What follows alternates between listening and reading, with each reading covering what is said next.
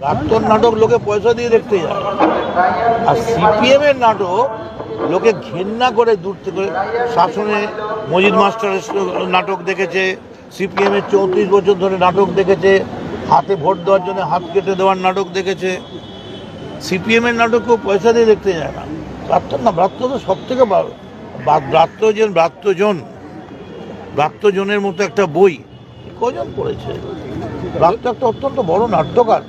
এতে কি হলো, ব্রাত্যকে আঘাত করে শুধু শিক্ষামন্ত্রীকে আঘাত করলেন না, যে নাট্য জগৎ, যে নাট্য আন্দোলন, যে গণ আন্দোলন, যে বামপন্থা নিয়ে আপনাদের এত গর্ব, সেই গণনাট্যর ওপরেও কিন্তু, সেই সংস্কৃতির ওপরেও কিন্তু আঘাত করলেন।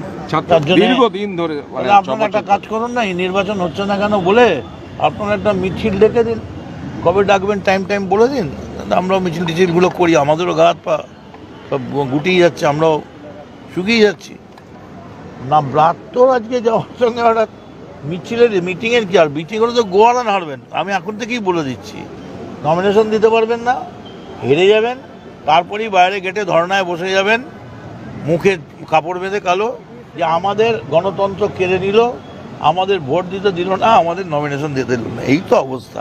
আর যদি বা গোলে টোলে কেউ একটা দুটো কোথাও গলে যায় এদিক ওদিক, সেটা আবার তৃণমূলেই চলে আসবে। ভাবছিলেন এই কিছুদিন আগে যে ওই অভয়া কাণ্ড নিয়ে আপনারা যা ইচ্ছে তাই করছিলেন রাস্তা বন্ধ করে। আপনারা ভুল করছেন। হাওয়া কিন্তু मौसम बदल गए हैं, मौसम बदल हो चुके हैं। এখন যদি আপনারা মনে করেন যে গুন্ডামি করবেন, তাহলে আপনাদের রাস্তা আপনাদের খুঁজে নিতে হবে। কারণ গুন্ডামির পরিবর্তে তো আর ভালোবাসা দিয়ে, পিঠে হাত দিয়ে আলোচনা হয় না। সরকার আলোচনা করতে এসেছিল এবং ব্রাত্যর বক্তব্য আমি শুনেছি অত্যন্ত স্পষ্ট। কোথাও তিনি কোনো হিংসাত্মক কথা কিছু না। অদ্ভুত ব্যাপার, বলতে চাই কথা, জানতে এলাম, শুনতে এলাম, হঠাৎ গাড়ি ফাড়ি ভেঙে দিল। আরে কার গাড়ি মারল?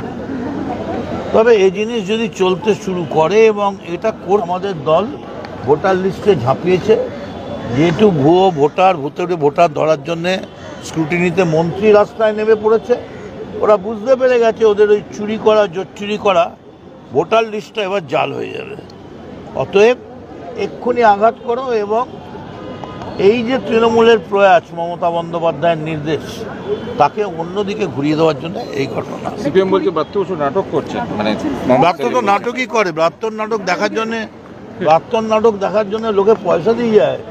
আমি আজ অব্দি খবর নিয়েছি, একাডেমিতে গত 3 বছরে ব্রাত্য যতগুলো নাটক করেছে, একদিনও একটা টিকিট পড়ে থাকেনি, সবসময় হাউস।